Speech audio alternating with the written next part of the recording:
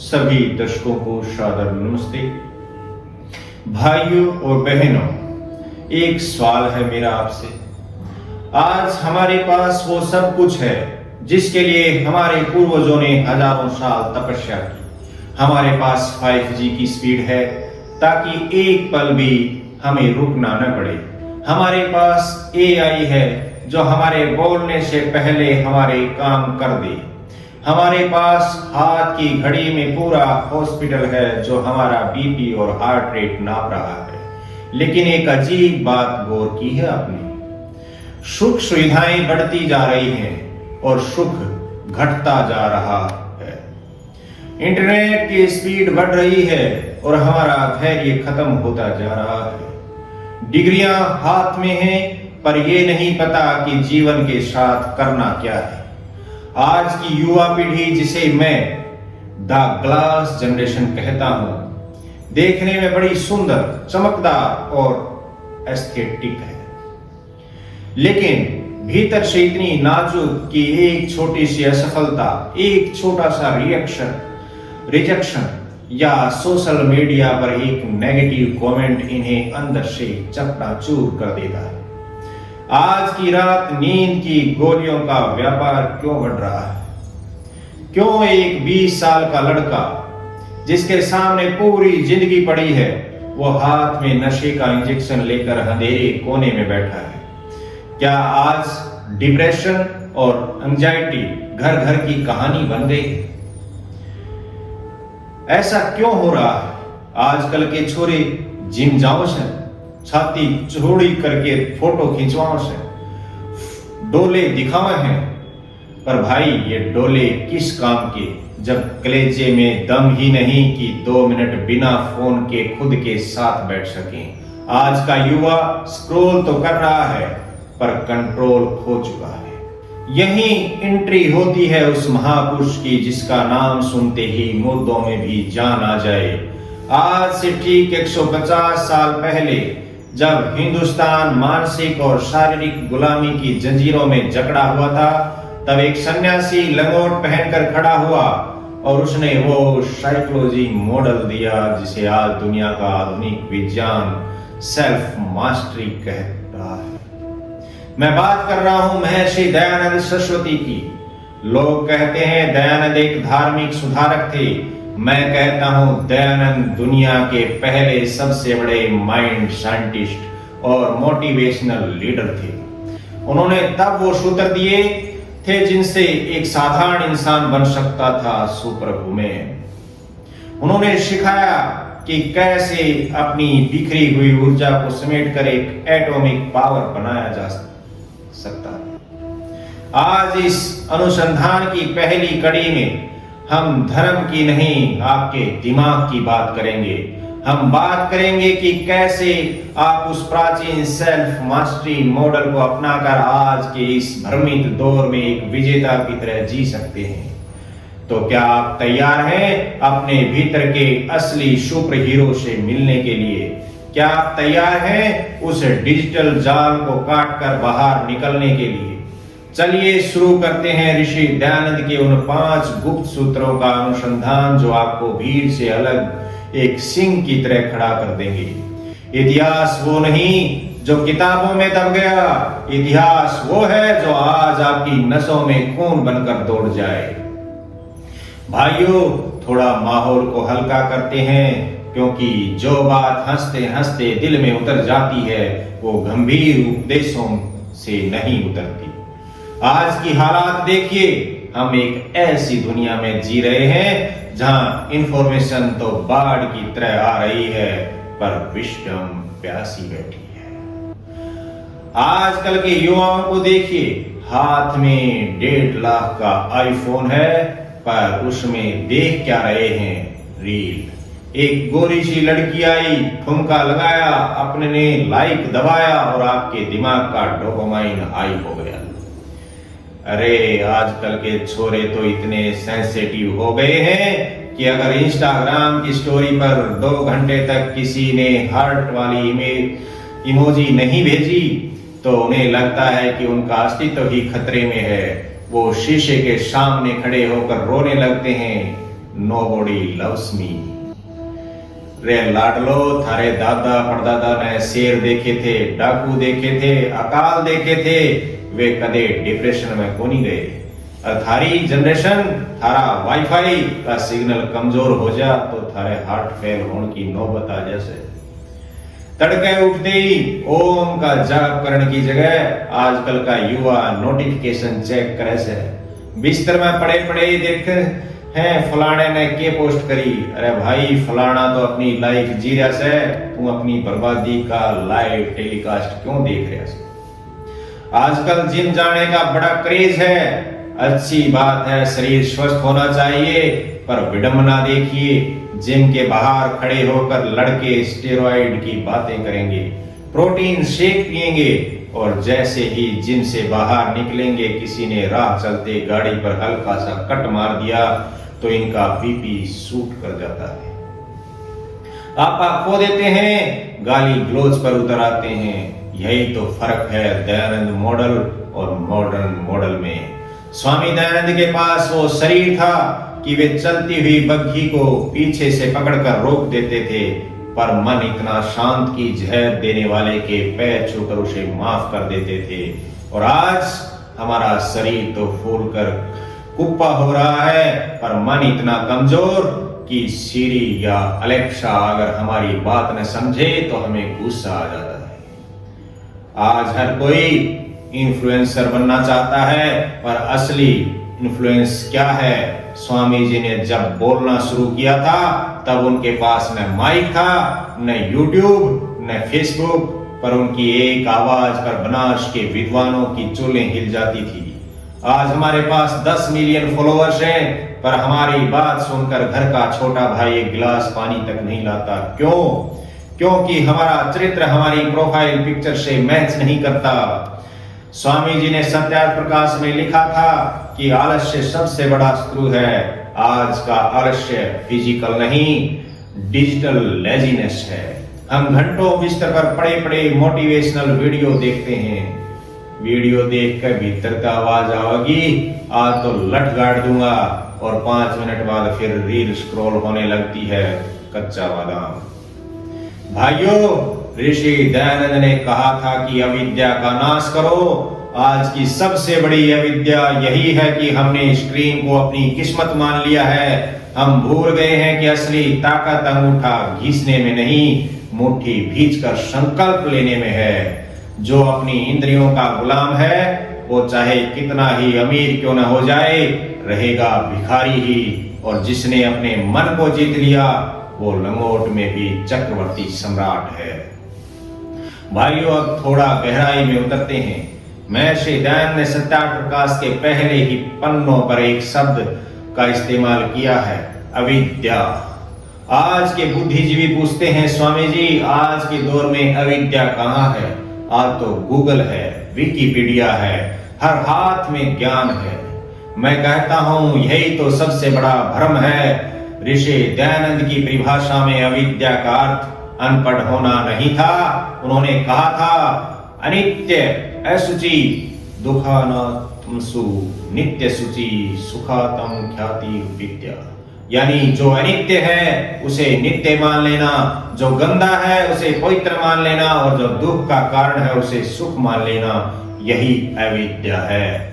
आज हमारे पास इंफॉर्मेशन तो हिमालय जितनी है, पर विजडम विवेक रत्ती भर भी नहीं। इसे मैं कहता हूं द डिजिटल इल्यूजन। हमें लगता है कि हमें सब पता है। हम राजनीति पर बहस कर सकते हैं, हम ब्रह्मांड पर बात कर सकते हैं, पर हमें यह नहीं पता कि जब गुस्सा आता है तो उस वक्त अपने दिमाग को शांत कैसे रखें। स्वामी जी ने कहा था अविद्या का नाश और विद्या की वृद्धि करो। आज का डिजिटल जाल अविद्या का आधुनिक रूप है। हम रील की 15 सेकंड की दुनिया में सत्य खोज रहे हैं। आप एक मोटिवेशन का वीडियो देखते हैं, दिमाग में डोपामाइन बढ़ता है, आपको लगता है ज्ञान मिल गया, पर क्या वह ज्ञान आपके आचरण में उतरा? नहीं, वह केवल एक इंफॉर्मेशन थी जो अगले 15 सेकंड में दूसरी रील के साथ बह गई। आज की पीढ़ी अविद्या के उस जाल में फंसी है जहां दिखना होने से ज्यादा जरूरी हो गया है। शो ऑफ होना बीइंग होने से ज्यादा जरूरी हो गया है। वे लाडलो, आजकल वो बालक रोटी खाने से पहले उसकी फोटो खींचे से भूख पेट में कोनी फोन में लाग रही से जब फोटो पर लाइक कोनी आए तो बढ़िया हलवा भी स्वाद को नहीं लगे। ऋषि दयानंद ने सिखाया था सत्य को ग्रहण करो। आज का सत्य क्या है? फिल्टर्स। हम चेहरे पर फिल्टर लगा रहे हैं, जिंदगी पर फिल्टर लगा रहे हैं। हम दूसरों की हाईलाइटेड जिंदगी देख रहे हैं और अपनी बिहाइंड द सीन जिंदगी से नफरत कर रहे हैं। यह तुलना ही आधुनिक अविद्या है। स्वामी जी ने समाज को पाखंड से निकाला था, आज हमें इस डिजिटल पाखंड से निकलना है। कभी सोचा है आपको क्या देखना है? यह आप तय नहीं कर रहे, यह फेसबुक और इंस्टाग्राम का एल्गोरिदम तय कर रहा है। आप गुलाम बन चुके हैं। ऋषि दयानंद ने जब स्वतंत्रता की बात की थी तो वह केवल अंग्रेजों से आजादी नहीं थी, वह वैचारिक स्वतंत्रता थी। आज का एल्गोरिदम आपकी कमियों को जानता है, उसे पता है आपको कब गुस्सा दिलाना है, कब आपको वासना में धकेलना है, कब आपको उदास करना है।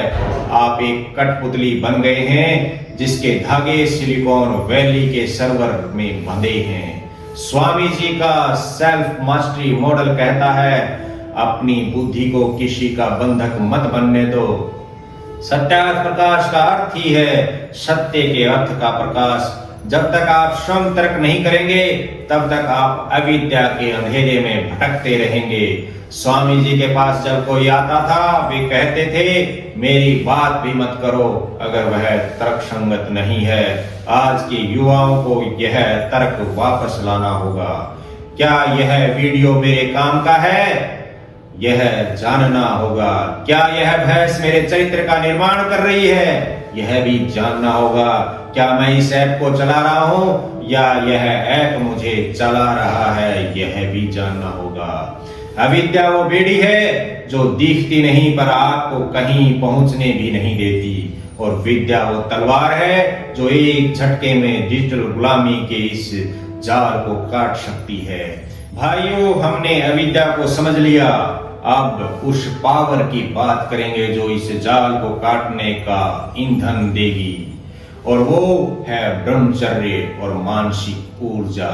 भाइयों और बहनों, अब हम उस विषय पर आ रहे हैं जिसे सुनकर आज का तथाकथित आधुनिक वर्ग थोड़ा असहज हो जाता है, पर आज का वैज्ञानिक वर्ग उस पर शोध कर रहा है। वह विषय है ब्रह्मचर्य। आज के युवाओं के लिए ब्रह्मचर्य का मतलब सिर्फ शादी न करना या लड़की से दूर रहना रह गया है, लेकिन ऋषि दयानंद के लिए ब्रह्मचर्य एक बायोलॉजिकल और न्यूरोलॉजिकल चमत्कार था।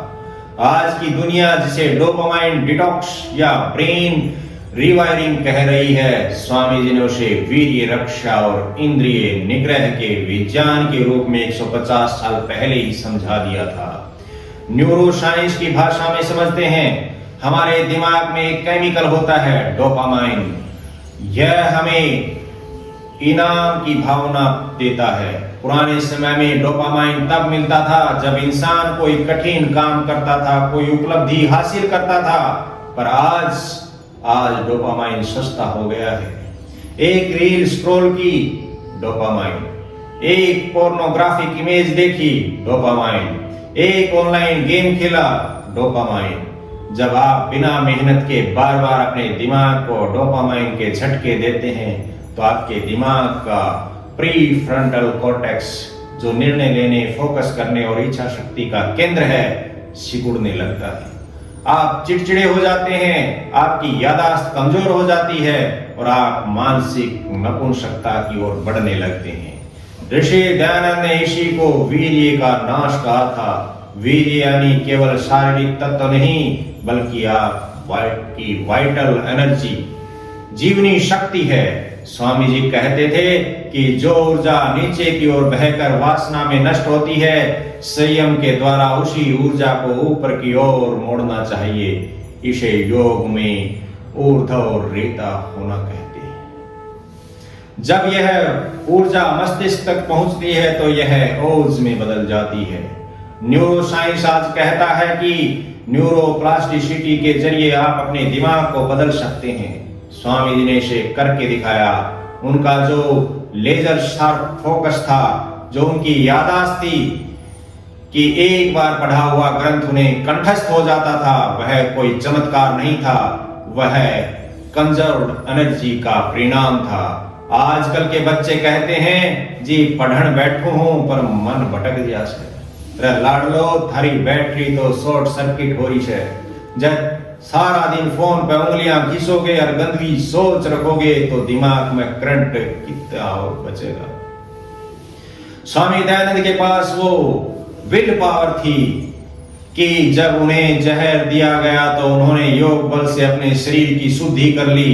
आज की युवा से एक दिन फास्ट फूड नहीं छूटता। क्यों?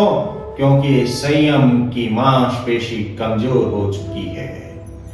ब्रह्मचर्य का अर्थ है अपनी ऊर्जा को लीक होने से रोकना। जैसे एक बाल्टी में छेद हो तो आप चाहे कितना भी पानी भर लें वह खाली ही रहेगी। वैसे ही अगर आपकी इंद्रियां, आंख, कान, मन अनियंत्रित हैं तो आप चाहे कितना भी बादाम रगड़ा पी लें, आप सुपर वुमेन नहीं बन सकते। ऋषि दयानंद ने स्पष्ट किया कि ब्रह्मचर्य केवल शरीर से नहीं, मनसा वाचा कर्मणा, मन वचन और कर्म से होना चाहिए।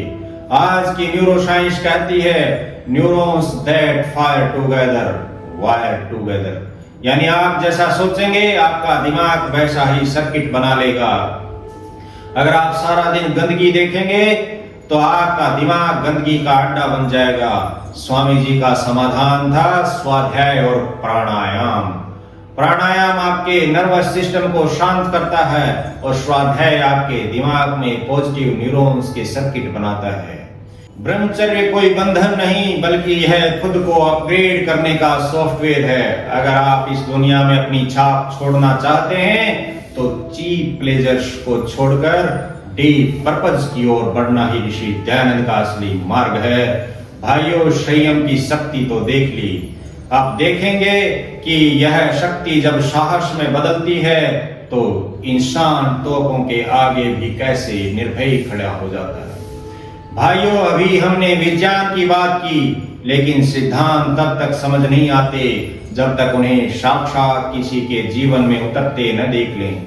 चलिए मैं आपको उस महामानव की शक्ति के कुछ ऐसे जीवंत प्रसंग सुनाता हूं जिन्हें सुनकर आपके रोंगटे खड़े हो जाएंगे। यह पावर ऑफ कंट्रोल की पराकाष्ठा है। एक बार स्वामी दयानंद गलियों से गुजर रहे थे। अचानक शोर मचा, लोग इधर उधर भागने लगे। सामने दो विशालकाय पागल सांड आपस में लड़ रहे थे। लोग चिल्लाए, स्वामी जी हटिए, यह मार डालेंगे। स्वामी जी टस से मस नहीं हुए, वे शांत खड़े रहे।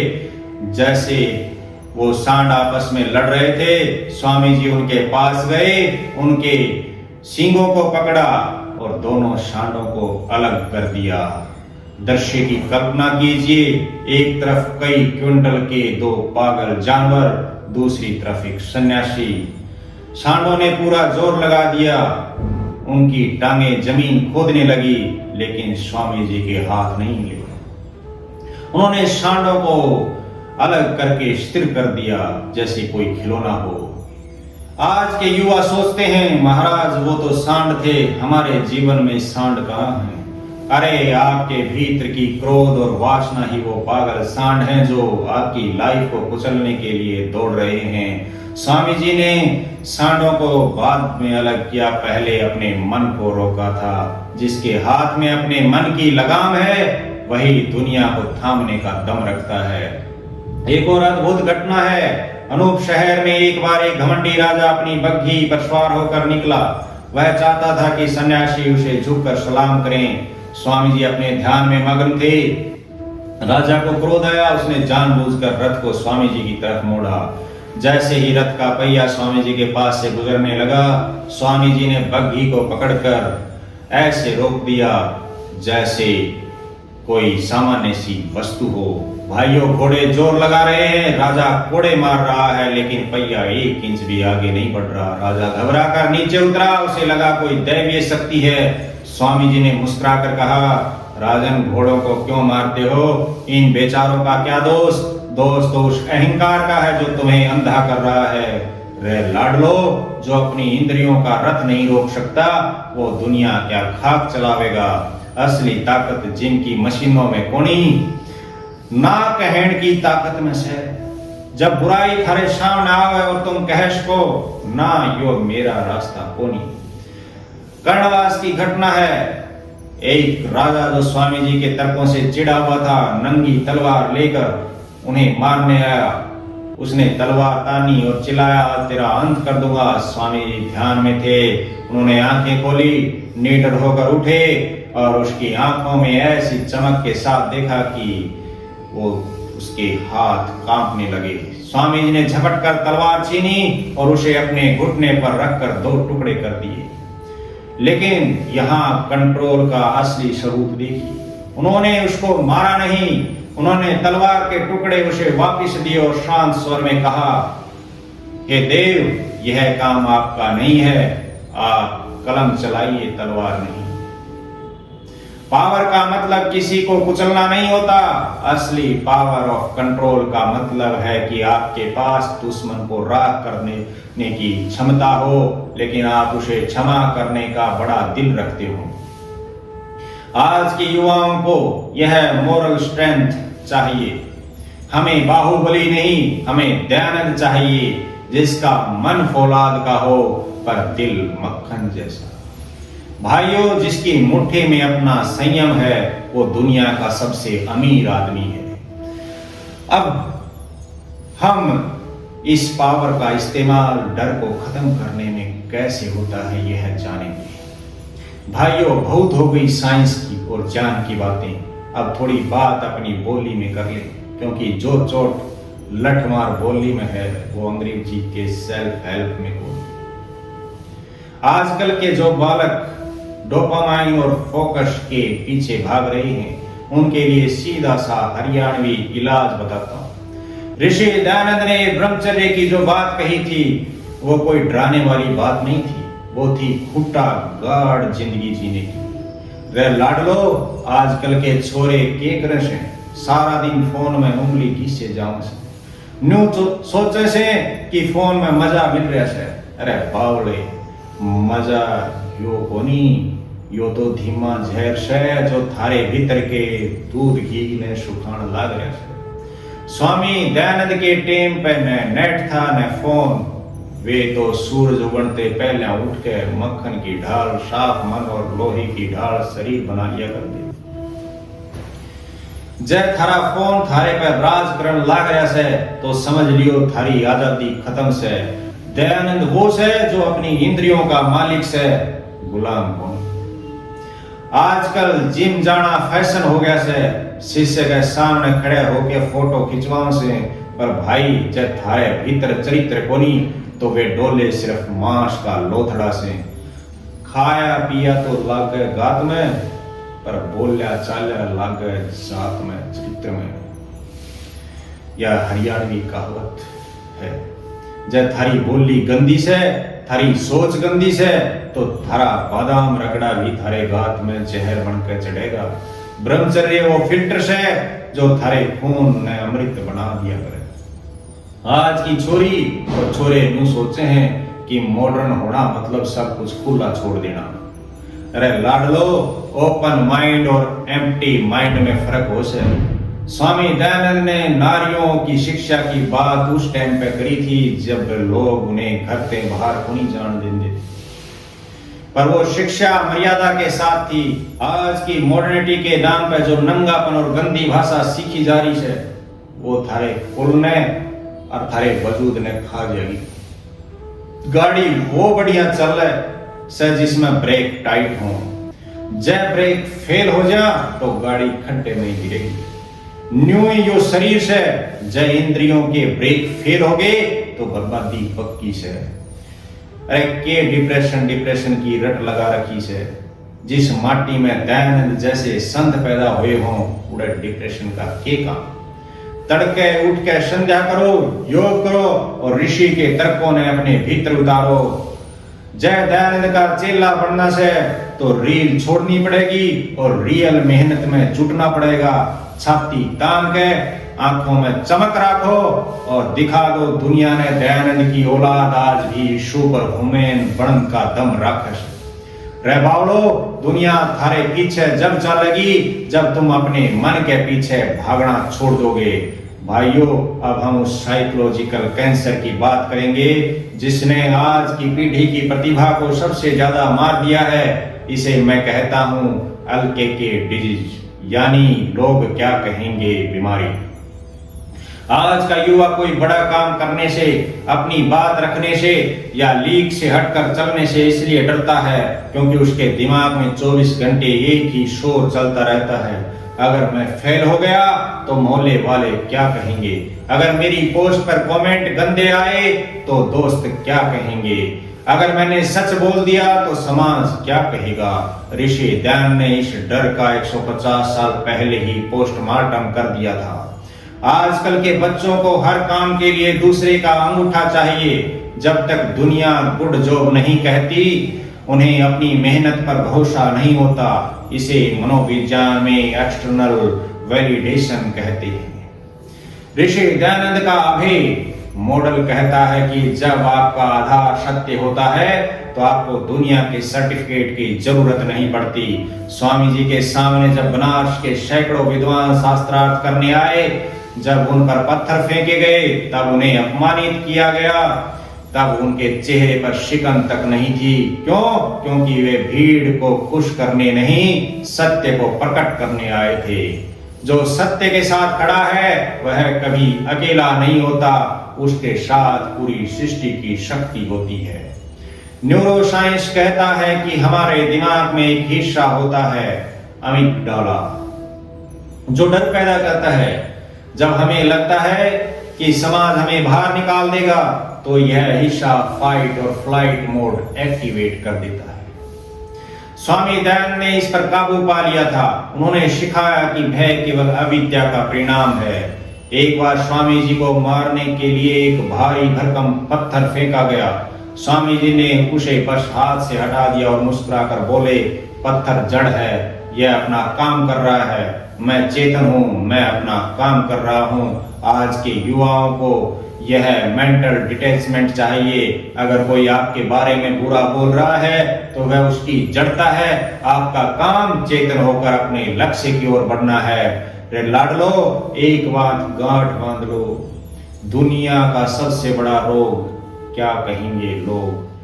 थारे दादा परदादा जब खेता में लठ गाड़ा कर दे तो वे न्यू को नहीं देखा करते कि पड़ोसी के सोचेगा।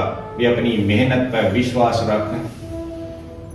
आज तुम डिप्रेशन में क्यों हो? क्योंकि तुम दूसरों की आंखों से खुद को देख रहे हो। जब शेर गादना की राय लेने लग जा तो वो कदे शिकार को नहीं कर पावे। दयानंद बनना से तो गादड़ा की फालतू की चूचू पर ध्यान देना बंद करो। स्वामी जी का सिद्धांत था सत्य के ग्रहण करने और असत्य के छोड़ने में सर्वदा उद्यत रहना चाहिए। इसका व्यवहारिक मतलब क्या है?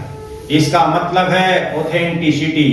आज की पीढ़ी फेक बन रही है ताकि दुनिया उन्हें पसंद करे। दयानंद कहते थे असली बनो ताकि तुम खुद को पसंद कर सको। जब आप खुद की नजरों में गिर जाते हैं तो दुनिया की नजरों में उठने का कोई फायदा नहीं।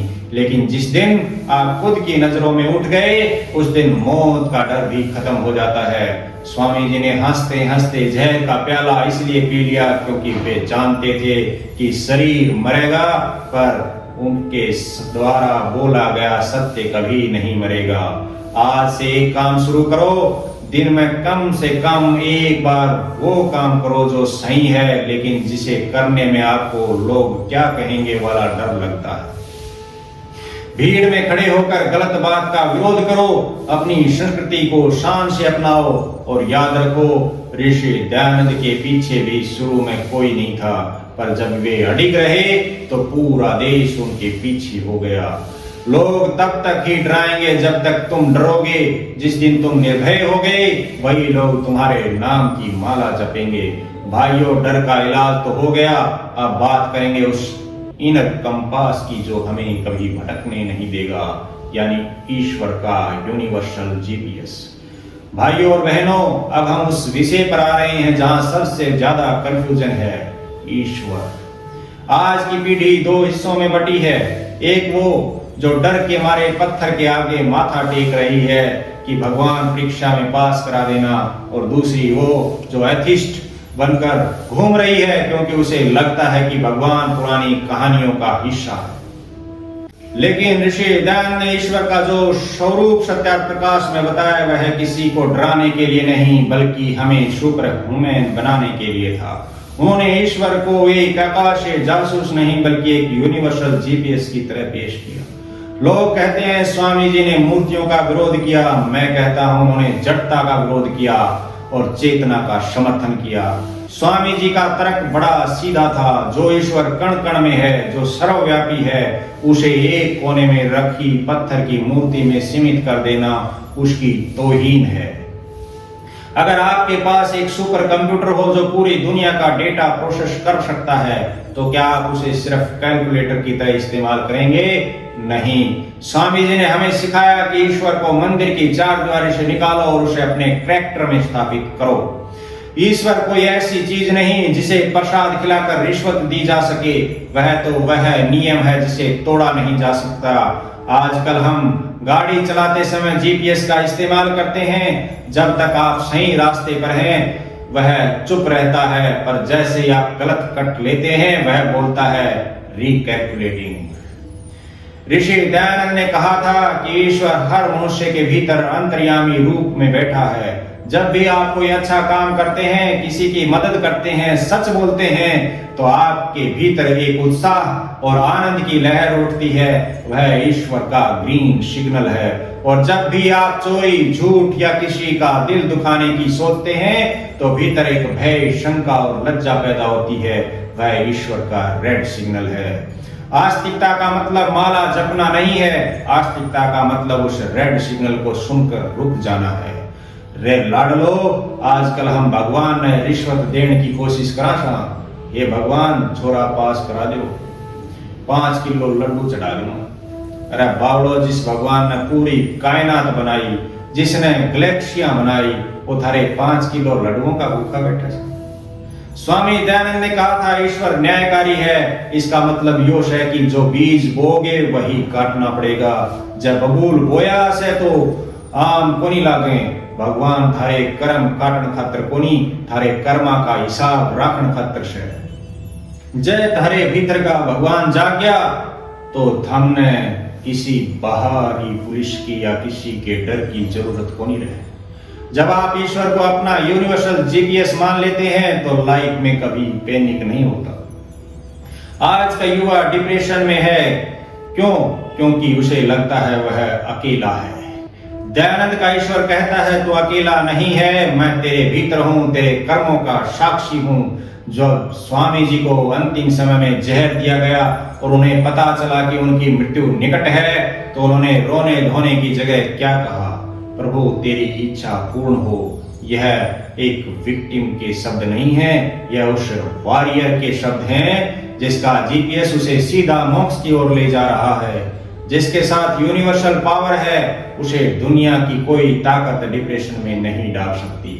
आज से मंदिर में जाकर कुछ मांगने की जगह 5 मिनट मौन बैठकर अपने भीतर के उस सिग्नल को सुनो। क्या मेरी मेहनत सही दिशा में है? क्या मैं अपने माता पिता के प्रति ईमानदार हूं? क्या मेरा फोन मेरी ऊर्जा खा रहा है? वो जो भीतर से सच की आवाज आएगी वही ऋषि दयानंद का ईश्वर है। भगवान को ढूंढना बंद करो, भगवान को महसूस करना शुरू करो। हर उस पल में जहां तुम गलत काम करने से रुक जाते हो, समझ लेना वही दयानंद का ईश्वर खड़ा है।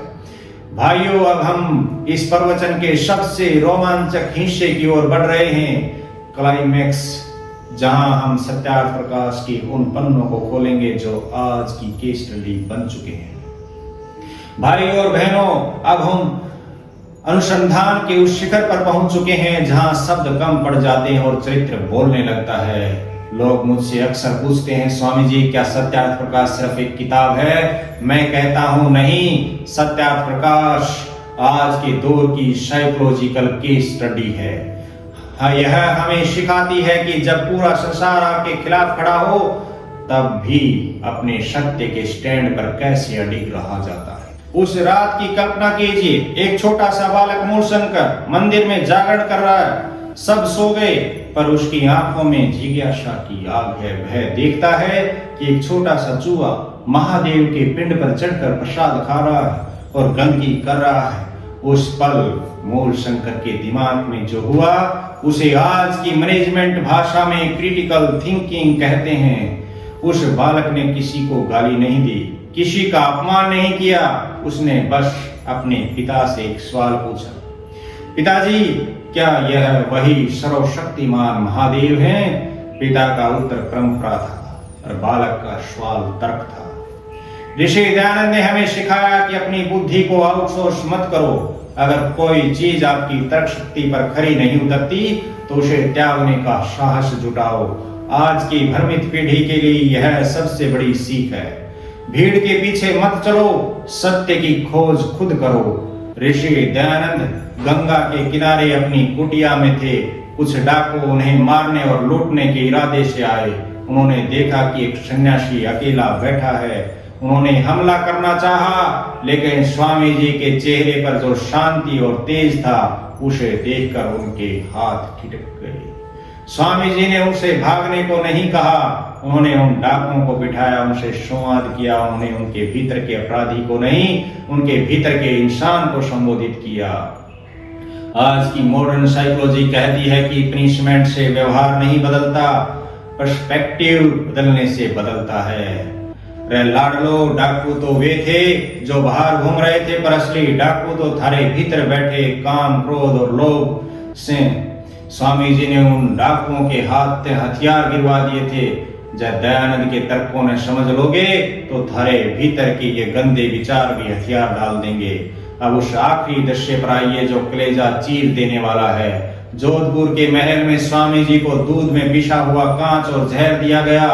रसोइया जगन्नाथ जिसने जहर दिया था वह डर के मारे कांप रहा था। उसे लगा कि अब उसे फांसी होगी। स्वामी जी को पता चल चुका था कि उनके शरीर का अंत निकट है। उन्होंने क्या किया? क्या उन्होंने पुलिस को बुलाया? क्या उन्होंने चिल्लाकर शोर मचाया? नहीं, उन्होंने जगन्नाथ को पास बुलाया, उसकी हथेली पर कुछ रुपए रखे। उन्होंने कहा, जगन्नाथ भाग जा, अगर राजा को पता चला तो वह तुझे कोल्लू में दिलवा देगा। तुम इस राज्य की सीमा पार कर जा और वहां बाहर कहीं जाकर अपना जीवन यापन कर। यह कोई साधारण माफी नहीं थी, यह उस इंसान की मानसिक ऊंचाई थी जिसने सेल्फ मास्टरी हासिल कर ली थी, जिसने जहर देने वाले में भी ईश्वर को देख लिया। आज का युवा एक ब्रेकअप होने पर या एक दोस्त के धोखा देने पर बदला लेने की आग में जलता है। दयानंद सिखाते हैं कि बदला लेना कमजोरी है और माफ करके उसे सुधारने का मौका देना असली सुपर वुमेन की निशानी है। भाइयों, सत्यार्थ प्रकाश का मतलब केवल पन्ने पलटना नहीं, इसका मतलब है अपने भीतर एक ऐसी मिसाल जलाना जो अंधकार को चीर दे। ऋषि दयानंद ने जब अंतिम सांस ली तो उनके शब्द थे, प्रभु तूने अच्छी लीला की, तेरी इच्छा पूर्ण हो। इसे कहते हैं जीवन का सफल अनुसंधान, जहां मौत का डर खत्म हो जाए और मानवता की जीत शुरू हो जाए। जहर तो जगन्नाथ ने दिया था पर उसे अमृत दयानंद ने बना दिया। अपनी लाइफ के जहर को, मुश्किलों को अमृत अवसर में बदलना ही दयानंद का असली विज्ञान है। लाडलो, एक बात गौर से सुनियो। आजकल हमने सोचे हैं कि स्टेटस का मतलब शायद गाड़ी, बंगला, बढ़िया कपड़े। स्वामी दयानंद के पास तो ढंग की लंगोट भी कोनी थी कई बार, पर वे जहां खड़े हो जाते थे उड़ा स्टेटस अपने आप बन जाया करता। हरियाणवी कहावत है, बाण यानी स्वभाव और शान कदे मांग के कोनी आया कर दी। यो तो भीतर ते पैदा होशे। जय थारे भीतर दयानंद जैसा साहस है तो तुम फटे हुए जूतों में भी सहनसा की ढाल चलोगे, और जय थारे भीतर डर है तो मर्सिडीज में बैठ के भी थारा दिल धुक धुक करेगा। भाइयों, पहले जब हमने यह सफर शुरू किया था तब हम भ्रमित पीढ़ी की बात कर रहे थे, अब हम जागृत पीढ़ी की बात कर रहे हैं। ऋषि दयानंद ने केवल समाज नहीं बदला, उन्होंने इंसान को बदलने का तरीका बताया। उन्होंने सिखाया कि डिजिटल जाल से ऊपर उठो और तर्क लाओ, ऊर्जा को बर्बाद मत करो, संयम लाओ, डर को जड़ से उखाड़ो, अभय बनो, भीतर के जीपीएस को ऑन करो, आस्तिक बनो। आज जब आप इस वीडियो को देखकर उठें तो सिर्फ दयानंद की फोटो घर मत ले जाना, दयानंद का तेज अपने भीतर लेकर जाना। याद रखना, तुम उस देश की संतान हो जहां दयानंद जैसा महापुरुष हुआ था। तुम्हारे खून में गुलामी नहीं, सेल्फ मास्टरी होनी चाहिए। आज से हम भ्रमित नहीं रहेंगे, हम अनुसंधान करेंगे, हम अपनी लाइफ के खुद वैज्ञानिक बनेंगे। ऋषि दयानंद के 5 सूत्रों को आजमा कर देखो, 6 महीने में तुम खुद को पहचान नहीं पाओगे, तुम एक सुपर वुमेन बन चुके होगे। उठो, जागो और तब तक मत रुको जब तक तुम अपनी इंद्रियों के विजेता न बन जाओ। भाइयों और बहनों, पिछले कुछ समय से हम एक यात्रा पर थे। हमने डिजिटल अविद्या के अंधेरे को देखा, ब्रह्मचर्य की उस खोई हुई बिजली को महसूस किया और ऋषि दयानंद के उस अभय मॉडल को समझा जिसने इतिहास की दिशा बदल दी। अब समय है इस पूरी चर्चा को समेटने का, इसे आपके कल से जोड़ने का। याद रखिएगा, दयानंद कोई 18वीं सदी की बंद हो चुकी किताब का नाम नहीं, दयानंद एक प्रोसेस है। जब भी आप किसी गलत बात को मानने से इनकार करते हैं, आप दयानंद होते हैं। जब भी आप अपनी वासनाओं के घोड़े की लगाम खींचते हैं, आप दयानंद होते हैं। और जब भी आप लोग क्या कहेंगे कि डर को पैरों तले कुचलकर सत्य के लिए खड़े होते हैं, तब आपके भीतर स्वयं ऋषि दयानंद मुस्कुराते हैं। आज की भ्रमित पीढ़ी को किसी बाहरी सहारे की जरूरत नहीं है, आपको बस अपनी उस सेल्फ मास्टरी को वापस लाना है जो आपका जन्मसिद्ध अधिकार है। मैं आपसे यह नहीं कहता कि आज ही सब कुछ छोड़ छाड़ कर सन्यासी बन जाओ, मैं बस इतना कहता हूं कि ऋषि के इन 5 सूत्रों में से केवल एक को अपने जीवन का हिस्सा बना लो। चाहे वह रोज सुबह 15 मिनट का मौन हो, या किसी एक बुरी आदत को त्यागने का संकल्प, या फिर अपनी संस्कृति और तर्क पर गर्व करना। जिस दिन आप अपनी इंद्रियों के मालिक बन गए, उस दिन सफलता आपके पीछे झक मार कर आएगी। पैसा, शोहरत और पद, ये सब बहुत छोटी चीजें हैं उस आनंद के सामने जो आत्म विजय से मिलता है। रे लाडलो, चलते चलते बस एक आखिरी बात, मारी मिट्टी ने कदे कायर पैदा कोनी करे। यो जो डिप्रेशन और नशे का भूत थारे पीछे लाग रहा है, इसने भगान का एक ही तरीका है, भीतर की जोत जगाओ। दयानंद का चेला वो को नहीं जो सिर्फ नमस्ते करे से, दयानंद का चेला वो है जिसका चरित्र देखकर दुश्मन भी झुक कर सलाम करे। किस्मत के भरोसे वो बैठा करे जो कमजोर हो। दयानंद के शेर तो अपनी मेहनत से खुद अपनी किस्मत लिखा करें। अगर आज की इस अनुसंधान चर्चा ने आपके भीतर 1% भी आग लगाई है तो इसे सिर्फ अपने तक मत रखना, इस संदेश को हर उस युवा तक पहुंचाओ जो आज अंधेरे में है। अपनी लाइफ के अनुसंधान में जुट जाओ, पढ़ो सत्यार्थ प्रकाश को एक वैज्ञानिक की नजर से और देखो कैसे तुम्हारी बुद्धि का ताला खुलता है। ऋषि दयानंद ने अपना काम कर दिया, अब आपकी बारी है। क्या आप तैयार हैं इस नए युग का दयानंद बनने के लिए? भाइयों और बहनों, जाते जाते बस ये एक बात अपनी रूह में उतार लेना। लोग कहते हैं कि दयानंद का युग बीत गया, मैं कहता हूं दयानंद का युग तो अब शुरू हुआ है, क्योंकि जब तक दुनिया में झूठ रहेगा दयानंद का तर्क प्रासंगिक रहेगा। जब तक इंसान अपनी इंद्रियों का गुलाम रहेगा दयानंद का ब्रह्मचर्य मार्ग दिखाएगा, और जब तक एक भी युवा डिप्रेशन और डर के अंधेरे में रहेगा दयानंद का अभय सूरज बनकर चमकेगा। याद रखना, भीड़ का हिस्सा बनना आसान है पर भीड़ को दिशा देना दयानंद होना है। सुविधाओं में जीना आसान है पर संकल्प में जीना दयानंद होना है। आज का यह अनुसंधान यहाँ खत्म नहीं हो रहा, बल्कि यह आपके भीतर से शुरू हो रहा है। बाहर की दुनिया को जीतने की जिद छोड़ो, आज से खुद को जीतने की जंग शुरू करो, क्योंकि जो खुद को जीत लेता है उसे हराने वाली तलवार अभी तक बनी ही नहीं है। रे लाडलो, खूटा गाड़ के जियो, दुनिया थारे पीछे जब तक चलेगी, जब तक दुनिया की जी हजूरी छोड़कर अपनी आत्मा की सुनोगे। उठो और अपनी तकदीर के पन्नों पर अपने चरित्र की स्याही से लिख दो कि मैं दयानंद का वंशज हूं, मैं झुकूंगा नहीं, मैं रुकूंगा नहीं, मैं बस सत्य की राह पर विजय पाऊंगा। इतिहास गवाह है, तालियां उनके लिए नहीं बजती जो भीड़ में तालियां बजाते हैं, तालियां उनके लिए बजती हैं जो भीड़ को चीर कर दयानंद की तरह अकेले खड़े होने का साहस दिखाते हैं। इति ओम शम। धन्यवाद। इस आध्यात्मिक यात्रा में हमारे साथ जुड़ें, चैनल को सब्सक्राइब करके धर्म और शांति के मार्ग पर चलें।